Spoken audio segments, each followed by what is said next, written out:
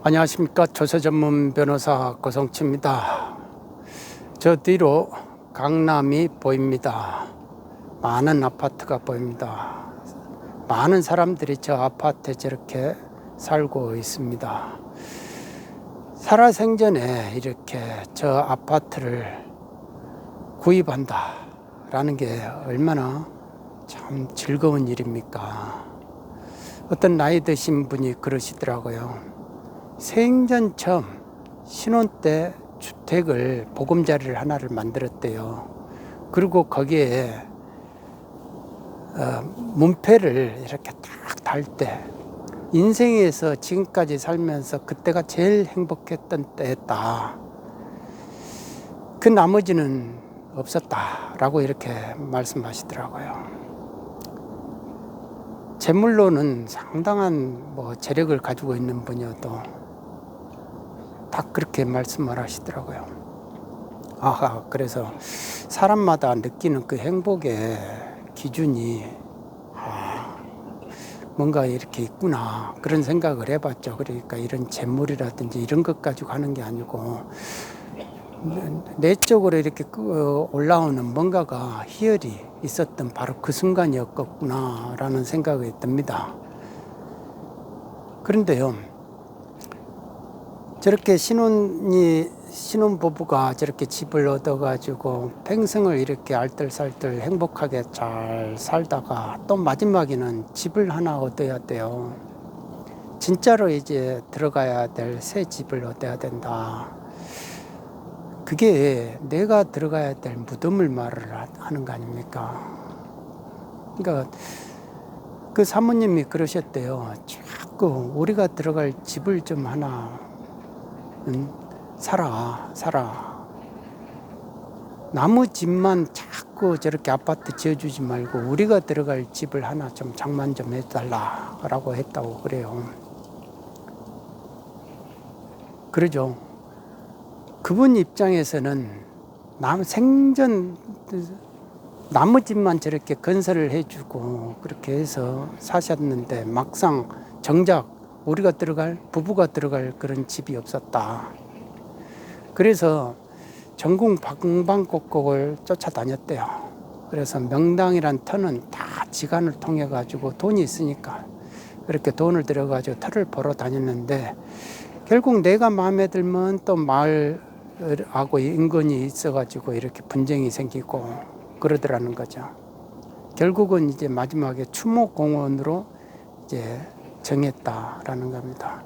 그렇게 해서 추모공원에 자리를 만들고 그것도 산등성이가 아니고 좀 평지 쪽으로 이렇게 해서 자리를 만들고 나니까 그 사모님이 주말마다 이렇게 자꾸 우리 집을 한번 가봅시다 라고 그런대요. 그래서 차를 타고 가면은 거기서 그렇게 한없이 그 집 앞에서 이제 들어갈 무덤 앞에서 그렇게 과일 깎아 먹고 한없이 지내다가 오면은 그렇게 기분이 좋대요. 마지막에 이제 나이가 드시고 내가 이제 들어가야 될 자리를 딱 잡고 그렇게 그 터에 있을 때 마무리한다는 그 심정이 그런가 아직은 저도 그 느낌을 잘 모르겠더라고요. 그런데 그분은 그렇게 말씀을 하시더라고요. 그렇게 거기를 한 번씩 갔다 오면은 그렇게 기분이 좋다. 저희 아버지도 그러셨거든요.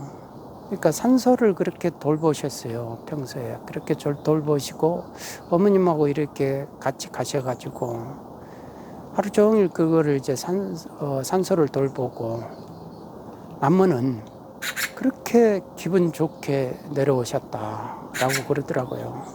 그러니까 얼굴이 그렇게 미소가 짓고 웃고 그렇게 좋아하셨다라고 합니다. 내가 마지막으로 내가 들어가서 살 집, 그거를 정한다, 구한다 라는 게 그렇게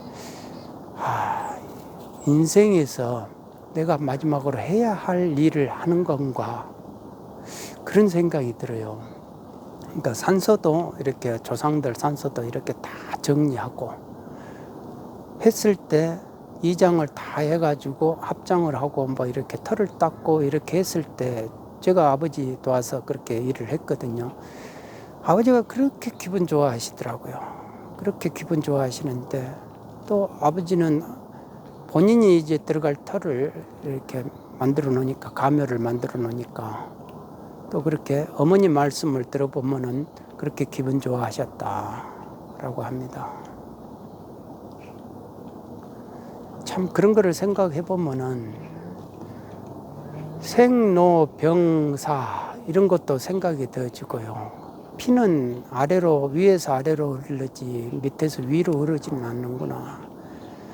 아무리 효심이 있어도 아버지 세라성전에 그렇게 즐겁게 하고 세라성전에 이렇게 자주 찾아뵙고 그게 효도인데 내 살 길 바쁘니까 또 내 자식 챙기기 바쁘니까 실제로 그렇게 못하죠.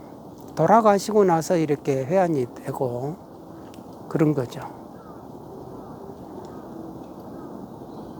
저도 이제 갑진생이라서 야 언제 이렇게 환갑이 된다고 이렇게 환갑된다는 이런 나이가 돼버렸지 그런 생각이 드는 거예요. 엊그제만 해도 그냥 고시생이고 젊은 청춘이고 이렇게 산 보면 뛰어다니고 막 그랬는데 이제는 산도 이렇게 한 걸음 한 걸음 왔다가 예전에 한 번에 확 이렇게 뛰어 올라올 그 자리도 10번을 나눠서 와야 되는 나이를 인정을 해야 되는 그런 나이가 돼버렸다라는 거죠.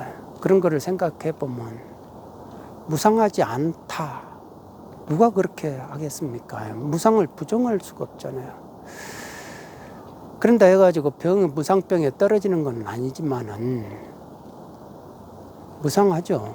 이렇게 허탈하고 그런 걸 생각해 보면은 생로병사가 항시 노병사는 저 먼 나라의 일이고 내 일이 아니었는가 이렇게 생각하고 그렇게 막 열심히 산다고 살았지만은 가만히 보면은 이제 나도 모르게 이제 흰머리 나고 백발이 이제 성성해질 것이고 그리고 나이가 들면서 또 병이 생기잖아요.